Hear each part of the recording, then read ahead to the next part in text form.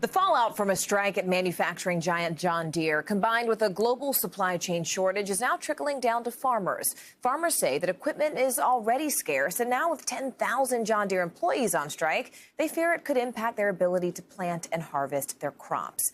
NBC News Digital reporter Phil McCausland joins us now. Phil, thanks for joining us. Let's go ahead and just start with the equipment here. I mean, what is the biggest issue that farmers are now facing when it comes to the tools they need? Thanks for having me on. I mean, the big issue right now is, first we have this strike that's ongoing, but it really precedes that, right? There's been a supply chain shortage. We've seen it all over the place, but it's also affected farm equipment for quite a while, which is why this John Deere strike is really so important. We've seen farmers go without equipment and struggle to find parts to fix, tractors or combines or all the things you need to harvest or plant your crops.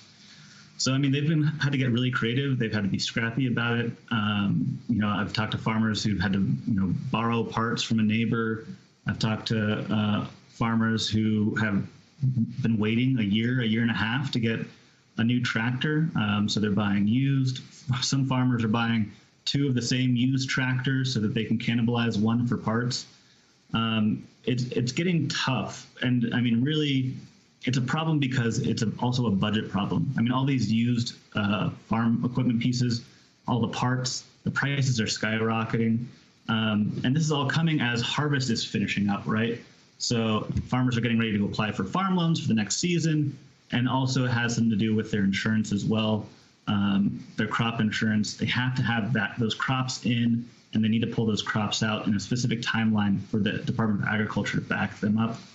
So there's just a lot of headache, a lot of worry that this John Deere strike could exacerbate things if, John Deere and those workers aren't able to come to some kind of agreement. All right, NBC's Phil McCausland for us. Phil, thank you so much for joining us. We really appreciate it. Thanks for watching our YouTube channel. Follow today's top stories and breaking news by downloading the NBC News app.